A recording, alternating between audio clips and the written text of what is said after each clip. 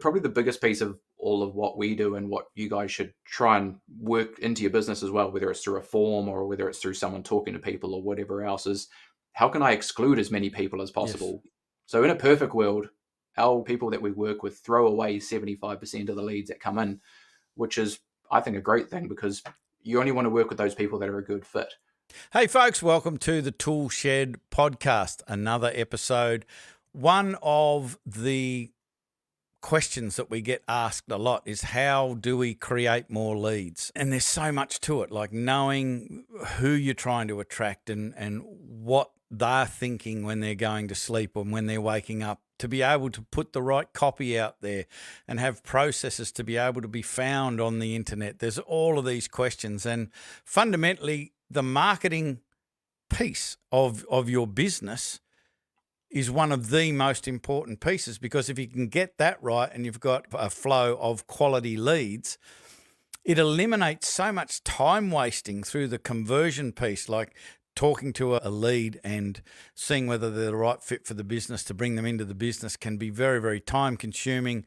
You can end up talking to a lot of leads that are completely inappropriate for your business, so it can waste a lot of time. And getting good leads and then having them become good quality clients can profoundly change the enjoyability factor, the profitability factor, the time required to manage. There's a whole lot of really good reasons why you need to get this piece of your business correct. In this episode, I'm speaking to Cameron Upton of contractorscale.com. All of the links will be in the description as to how to get in contact with Cameron. But we're going to discover all about Cameron's journey to get here and why it's so important to have someone in your corner that can help you through this maze, because it is a maze. The marketing piece for a business, particularly social media and Google and so forth, the goalposts keep changing, the algorithms keep changing, and you need somebody in your corner to guide you through that maze. Welcome, Cameron. Firstly, I want to know about your journey to get here. I want to unpack everything about contractorscale.com in a moment, but like, how did you end up doing this? I'm just always fascinated by what twists and turns and valleys and mountains you crossed to end up here being a professional in this space with marketing, particularly in builders. Yeah, gotcha. Well, appreciate the intro and good to be here. So, yeah, many years ago, I started off actually as an apprentice, did an engineering apprenticeship and ended up trade qualified in that in marine systems engineering. But lo and behold, 2007, financial crisis, etc. No one wants to buy a $50 million yacht. So that sort of fell off the road a little bit. So yeah, so that took a different turn away from that, ended up in sales and marketing and that sort of thing. Did a few things on my own, did a few e-commerce and running leads for my old man's business and stuff like that. He was more into manufacturing and wholesale and stuff. So ended up doing that. And to be honest, nothing fulfilling about doing e-commerce and selling stuff to people in that respect. It's only so much home decor you can sell. But no, so did that, ended up working with the professional builder as their head of marketing there, teaching builders how to do marketing. So spent 6 years doing that and obviously found what works, what doesn't work. But obviously the bigger struggle was you can only teach these guys so much. They then run out of bandwidth to actually implement it. So I guess the next logical step was how can we just take it off their plate and do it for them? And that's kind of where we ended up. So that's us. So tell us about contractorscale.com, because there are reasons why people get into these businesses, and as a rule, it's because you noticed that something wasn't right, that there was an opportunity to be able to help more people, to be more successful. What were you noticing? What were the mistakes that the trades businesses were making with their marketing that caused you to start your own business? Yeah, no, I love it. So a couple of parts that sort of started getting into the process. The first one was that by coaching a lot of the builders on doing marketing, a lot of them were coming from working with other people saying, hey, can you check out my stuff, what I've been doing myself or what I've been doing with other people? And there was really some common issues there. The first one was typically, they didn't know what they were doing themselves, which is an educational process, which is fine.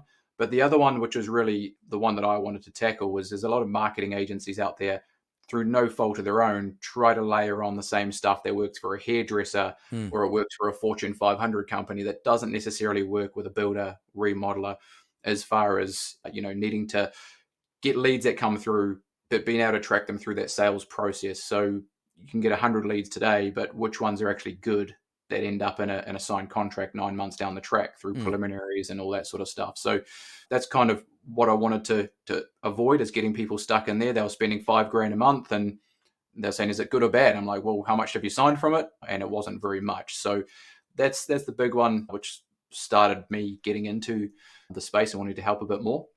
But yeah, other than that, just a lot of generalists trying to work in construction. It's just a little bit different in how the marketing works there.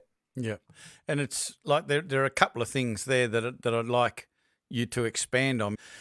The first one is, who am I trying to attract?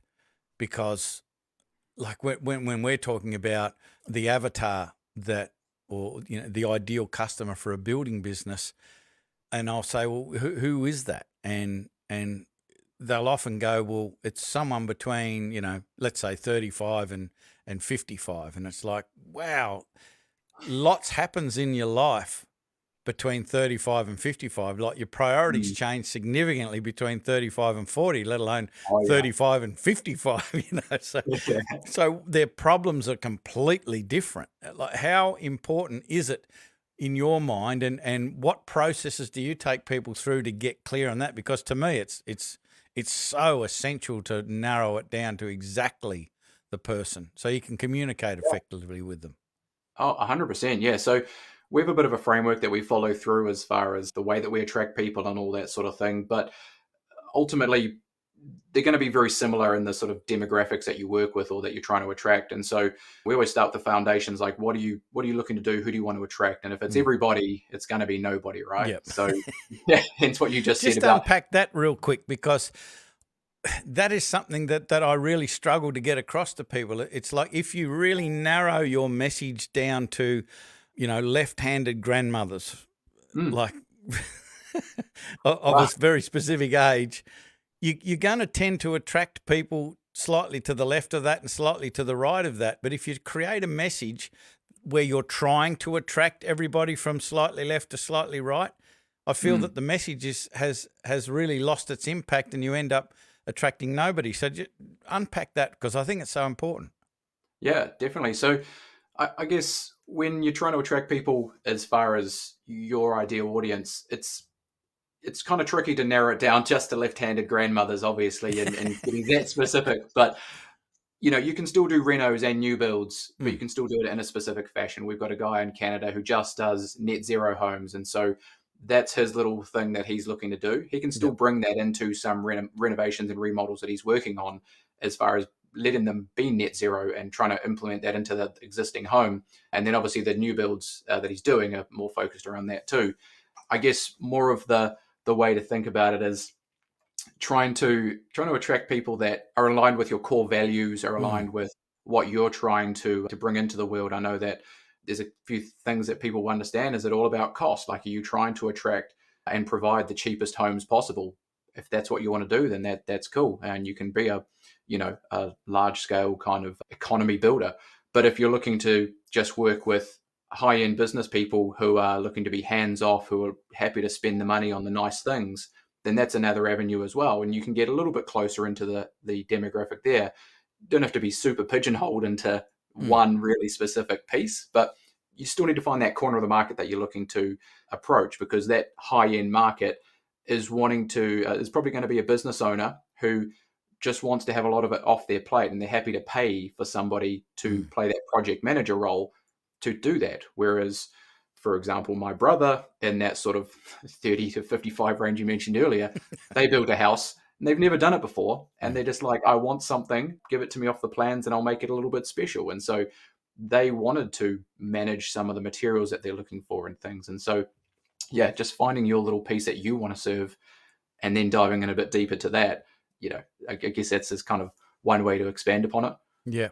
The second thing that you mentioned that I picked up was the importance of measurement as well. It's like, I'm paying an agency to do whatever, and how are you measuring that? Because like, I know that you can do things to get the phone ringing, but your phone ringing doesn't pay for the groceries. You can't go to the grocery store and saying, give me the the groceries because my phone's ringing. You've actually got to give them some cash, so I'm told. So what's the importance of really having proper metrics and measurement when you're investing money in marketing, and what are the things that you should be measuring? Yeah, without a doubt. So obviously the metrics are going to get, very granular at each piece that you're looking at. As a rule of thumb, you need to start off with what phase of life and of business are you in? Are you having kids and different life situation going on, in which case maybe you're not looking to grow the business because that can be highly stressful. But if you are looking to aggressively grow, then what percentage of your total turnover are you investing in? Is it 1, 2, 3% of your total turnover that you're putting into marketing to grow? And so there's kind of those ways to look at it initially, but then some of the metrics that you want to track along the way is, and just to sort of preface this, is when we work with people, we don't just stick to the systems that you're using. We make sure that you use our system. Basically, what it tracks is everything across the process. So all the leads come into one place. We have all the different stages of the pipeline across there. So new leads, qualified, meeting booked, preliminaries, feasibility studies, etc., all the way through to contract signing and that sort of thing, and ultimately deal one. Now, from total leads that have come through, we typically see that about 10% of total leads will go into deal one. Now, as a rule of thumb, you're going to see that split down by traffic source as well. So if all of your work's coming through referrals, then you should be signing 80% of that, because if they say you go and work with Mick, then you should work with Mick. Okay. Whereas if you get somebody coming through from online marketing or hell, the back of a bus, please don't do that, by the way, is they're going to be very cold. And so you need to have a way of educating and nurturing them through the process to convert them. But typically they're going to convert at that sort of 10% mark or thereabouts. So top line numbers is going to be around the conversion from lead through to job signed. And then there's going to be other metrics that you track between each stage. Okay. So how many people do you meet with on site that ultimately sign up for your preliminary service? Okay. And you should have a percentage for that. So you can track it along each stage of the pipeline. But if you want to look at it, that's probably the best way in the sales process. You can look at it on the front end as far as your marketing. Is your click-through rate high? If that's high, then it means that you've got a really attractive ad. Okay. If you just say the same old stuff like, we've been in business 25 years, we're the best, we're amazing, then your click-through rate's going to be very low, because nobody cares about you. They only care about themselves. So there are metrics across each stage of the traffic and the conversion process. One of the things, like cruising around your website, that caught my eye was there was a bunch of things on there, being the one-stop solution, which is always a great thing, rather than trying to pull together, somebody writing a copy over here and a CRM over there and all of that. So that's very, very appealing. Industry specialists, which is excellent. But one of the things was guaranteed results. And I'd love you to expand on that, because I find that from a marketing agency perspective is, I would imagine, a very, very challenging thing to be able to guarantee. And I say this from the perspective of being in this space for a long time, seeing many of our members reach out to various marketing agencies and not getting the results that they expected. But some of the time that is because the customer themselves don't do their part. And like it's a partnership. It's not, I'm paying you to get me leads, now just get me leads. Like, you've got to play your part. There's a lot of input from the customer's point of view to make this work. So run me through how you guarantee the results, because I just think it's fascinating. Yeah, no, for sure. So to preface all of that, like, we don't just want all the people that want the guaranteed leads and then, they come and they're typically the worst clients, because just like you say, they think that it's all going to come to them and people are just going to say yes. If you've never done marketing before, you should try doing it yourself or some other low-cost way of first, because like with the referrals I mentioned earlier, if you've only ever had referrals and try to do marketing, there's going to be a very unrealistic expectation of how well they convert versus, any inbound leads coming in. But as far as the actual guarantee itself, we've had probably one case in the last couple of years where it didn't work and we parted ways, and that was, everyone was happy in that situation. But the population of that town was about 10,000 people. And so there's only so many people you can show a message to that will ultimately take you up on it. Okay. And in hindsight, probably should have had that discussion with them earlier and set those expectations as far as, this is going to be something that you need to dominate the market. You can't take a slice of it because there is only this many people Yeah. that are looking to build a home. Yeah. Got to take the But whole cake. exactly, the whole cake or nothing, right? And so the way that we guarantee it is we always set KPIs and everything to start with, and so that's what we agree upon when we set out. That dictates your marketing budget, and there's a formula for all of that. But basically, we will hit that target within the first 30 days, okay, or we'll work for you for free after that. Now, I just activated this for a guy in Santa Cruz, very small place down from Silicon Valley, and so very dependent upon what the tech market's doing. Just messaged him that we just missed the deadline on that one. And subsequently, the next day, he actually got 4 leads through at $8 each, which was bananas. So it was a day late on that one, but regardless, we'll get things moving forward for him on that. And they have already started to change there. But that's how the guarantee is structured, and purely backed upon all of those other bigger guys that basically base it on, hey, how long is this going to take? Oh, well, you'll definitely see stuff coming through in the first 6 months, right? Which is a crock of shit. There's a thing called direct response marketing, which is making sure that you get a return for every dollar spent on your marketing, and you should be able to track that and measure that. Okay, we help with the brand and everything else, but you just need to be able to track a result, and so that's how we kind of structure that. Yep. And like you mentioned, direct response, and I remember, I mean, it used to be, I don't know whether it still is, called emotional direct response marketing. How important do you think it is for people to understand the philosophy of emotional direct response marketing? Because I know I've never been a huge fan of just awareness, which is what all the radio stations and the newspaper and the television stations would talk you into. And we've got this massive reach and 40,000 people are going to see it. And it's like, again, I can't pay for the groceries with reach. Yeah. It has to be cash. And emotional direct response marketing has always been, I'm putting $1 in, what's the dollar out? How important do you think it is for people to understand this criteria before jumping into a business like yours? Yeah, I mean, I think there's a couple of things to it. There's always shifts in the industry, like you mentioned earlier. It's a constantly evolving world. Back in the day, they would send out postcards and direct mail pieces to your letterbox, and you would return a check if the sales promotion was good. With direct response nowadays, I think there's different ways of sort of blending things together with the rise of AI and all this other stuff. Everybody's very aware of promotions and very aware of, hey, this is an ad. Okay, I know that this is an ad, and so therefore I'm a little bit skeptical. Yep. So whereas going straight at it with brand, right? Coca-Cola spent, I don't know, 500 million last year, and they don't expect or know where or what's working for them. They just know that overall I'm going to spend 500 million on promotions, right? But the small business and the medium-sized businesses can't do that, right? No. You still need to know where it's coming from. So I think it's a blend of both. Yep. There's a great book called They Ask You Answer by Marcus Sheridan. Mm-hmm. He's a guy from the US who essentially was a fiberglass pool manufacturer and installer. And anyways, long story short, they just said, hey, how can we just solve people's problems and answer their questions? And if they see value in that, then they'll take us up on it. So that's part of the philosophy we use, is just give people what they want. If they're looking for cost, let's give them an online estimate, which is one thing that we can do. If they're looking to understand the process, then let's give them a checklist on how the whole construction process works.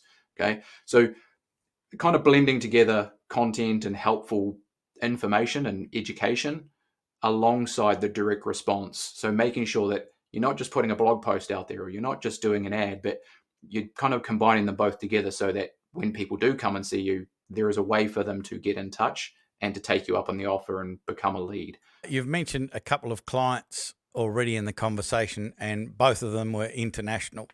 So I'm assuming that you can obviously speak with people and hook up with people all over Australia. But I did notice in your ad, like you only have one spot per area. I don't know how big that area is. So you're working with that person rather than working with two people and competing against each other, which would be a conflict of interest, I would imagine. So how big are those areas? Are they all over the country? Who's the best people to call you, to reach out to you?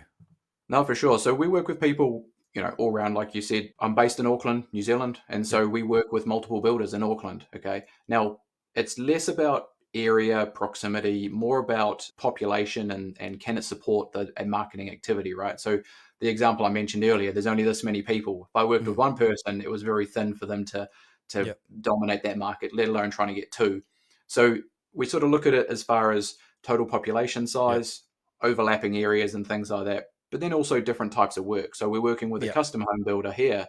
We can also work with a renovation guy here Yep. if we're just after some of that stuff. So we can kind of split it that way. But Yep. yeah, we work across most major cities and it's able to work very effectively. Even some small towns and things like that makes it a bit easier in some of the SEO stuff. But yeah, we work all over US, Canada, Australia, New Zealand. Yeah, cool. The pathway to you. So somebody listening to this goes, I want to jump in and find out whether this is going to work for me. They obviously go to the website. Is that the first point of call? And what Yeah. are the steps and what are the experience that they can expect having a conversation with you? Where do they end up? So couple of different ways. If you want to just stalk me and figure out if I'm a weirdo and if we're a good fit, kind of like you would No, with I've your already done that, clients. folks. It seems pretty good. We've done all of the proper checks. Okay, good stuff. So feel free to add me as a friend on Facebook. I'm a normal guy and I post business stuff there as well. And there's some general info you can get. If you're wanting to get more hands-on, then the website, there's a overall system that we use, and I kind of explain it there as a diagram and then backed up with an entire overview of how we work with people. So regardless, that'll give you an understanding of how we do things. After that point, or if you just want to get in touch and just give me a call, my numbers are listed on the site, or book in a time, book in a marketing audit. We'll go through all of your current assets, your website, your social media, your SEO, and sort of everything that you have, and open that up, find out where you sit, and then get a plan together as far as what you should be focused on. Because there's no one plan just based off type of work and numbers that you're trying to hit. We're working with a kitchen builder who needs 100 leads a month to hit their 15 jobs a month that they build and install. But we also work with a custom home builder who only needs 3 jobs across the year. And so the strategy is very different based off that. So that's what that marketing audit's all about and getting the right strategy together. But yeah, contractorscale.com, you'll find all of that stuff on there. Yep. Mate, it's absolutely fascinating stuff. I like talking about the whole marketing concept and philosophy and so forth. So really appreciate you putting the time aside to come onto the show. I think it's something that we need to be talking about a lot because, as I said in the beginning, and I'd love your thoughts on this, is the quality and the effort that you kind of put in at the start of things can really have a massive impact on how much time you waste with inappropriate people, with dealing with clients that shouldn't have been in your business in the first place. They're not the appropriate client. How important do you think that is? Just investing the time and the thought at this front end of your business. Yeah, definitely. And I think for a lot of guys, they don't really know what makes them special or who they're trying to attract and that kind of thing. And I'm happy to help open up all that. Like, everyone's got their own goals and things, but yeah, you definitely need to know where you're heading, at least for a start, as far as, are you looking to grow? Are you looking to keep the same size but increase profitability? Because that's a really big piece. Like, there's no point in getting busier if you're not making any money, but you need to obviously understand, okay, well, which clients are those, right? Let's try and attract more of those.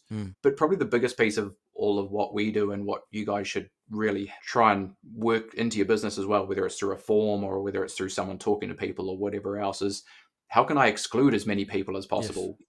So in a perfect world, our clients or the people that we work with throw away 75% of the leads that come in, which is, I think, a great thing because, you only want to work with those people that are a good fit. So are they in the right area? Are they looking for the right type of work? Are they a plain asshole? In which case, I don't want to work with them. Let's get rid of them, right?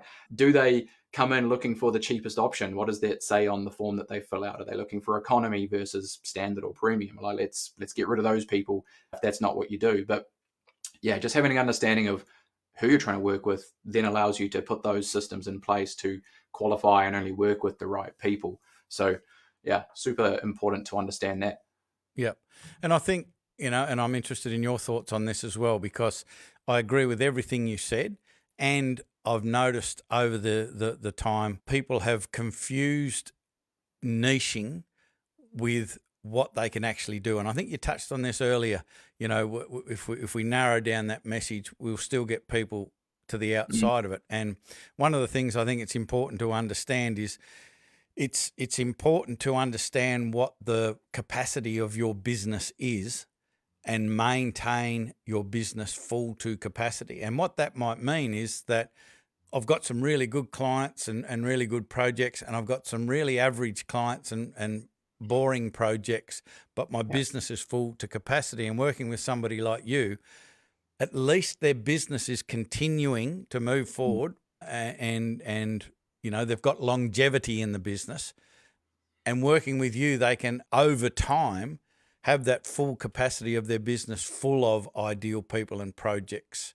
But you've got to get there. So you know, maybe you don't throw away some of these leads. Maybe you talk to everybody at this point to keep your capacity full. So the net zero guy I mentioned earlier, where the market is right now, interest rates are going up, right? Lending is going down, or people are getting contracts pulled and the banks won't fund them because money's drying up. So you can't always bank on getting that high-end custom home if that's what you're after. You need to make sure that you've got stuff coming in that people can either leverage existing funding from their property or have, you know, assets elsewhere that they can afford to pay for it. But point of that is, for him, when he first started, I said, look, dude, like, I know that's where you want to get to. That's great. But you need to make sure that you can get there. Otherwise, you're going to go, you know, you're going to go 0 from 10 out of the whole way. So for him, he understands that his background is in remodels and he wants to do custom homes only. So it's like, what does the plan look like? Well, let's make sure that you've got leads coming in that you can convert quickly into cash. For him was bathroom renovations or remodels. Okay. And so then he can take that cash, pay himself, pay some of that out of the profit into the marketing again to get the next job and the next job, and keep increasing the level of where he wants to get to. So it's never just starting here unless you can really suck it up and eat the cash flow hole that'll dig for you. It's following cash flow, following your pipeline, and getting to that target in a way that actually keeps the business stable and keeps it full, like you say. So better off to have a combination of projects until you get to a point where you can just have the best ones that you're looking for. Yeah. And obviously from a profit first, if you've heard of that point of view, have a marketing budget. So, I mean, I believe that marketing predominantly is about test and measure, and much of what you do either won't work or won't produce results immediately. So you need to have money to be able to put into some experiments to figure out what's going to work, what's not going to work. And I see a lot of builders potentially throw a Hail Mary, like they haven't got the money, but they grab some money that they can't afford, put it into marketing, hope that it's going to work, and it doesn't. And then, you know, they think, well, marketing's a waste of money. Marketing doesn't work. But you've got to have a budget. Would you agree? Oh, yeah. And you need to know that there is a runway to this. Yes. Especially in your industry, right? Like, you could get 100 leads today of the perfect job, but that's still going to take time to get plans and permits and pricing and all that sort of stuff sorted until they say yes and you get the deposit. That's a long way to go before getting money back in the bank. You know, you can bridge some of that gap by doing feasibility studies for, you know, 2 to 5,000, or a preliminary design or concepts for 20. And that helps to eat that cost in between. But at some point, you need to make sure you give it a good runway and do it the right way, rather than, like you say, trying to throw a Hail Mary in there that isn't really going to work for people. So don't ever try and spray and pray. If you need the help with it, then give it a go yourself. Use the money that you've got to put into the advertising. Okay. At the end of the day, it's your time versus money. And if you don't have the money to do it, then just spend your time, learn it, get some quick wins. Once you have the wins coming in, then you can look at outsourcing that sort of thing. Yep, absolutely. As I said before, fascinating conversation. Pleasure to have met you. Thanks very much for being on the show, and hopefully we'll be talking again at some stage in the future. Thanks for having me. I appreciate it, Mick. So that's it, folks. That is this episode wrapped up. Love you to reach out, have a chat to Cameron. All the links will be in the description. Reach out and find out how they work is the right fit for you, but be aware of everything we've talked about. You know, be aware that you really should be having a budget. you need to be putting some time and effort, and you need to contribute to the process. But having someone like Cameron in your corner to be able to guide you and ask you the right questions can really speed up the process and stop you wasting a whole bunch of time. There's obviously a lot of experience there to be able to stop you from doing things that we already know are a complete waste of time and money, and point you in the right direction and have a refined approach to it. So I hope that was helpful. Reach out, have the conversation. Bye for now.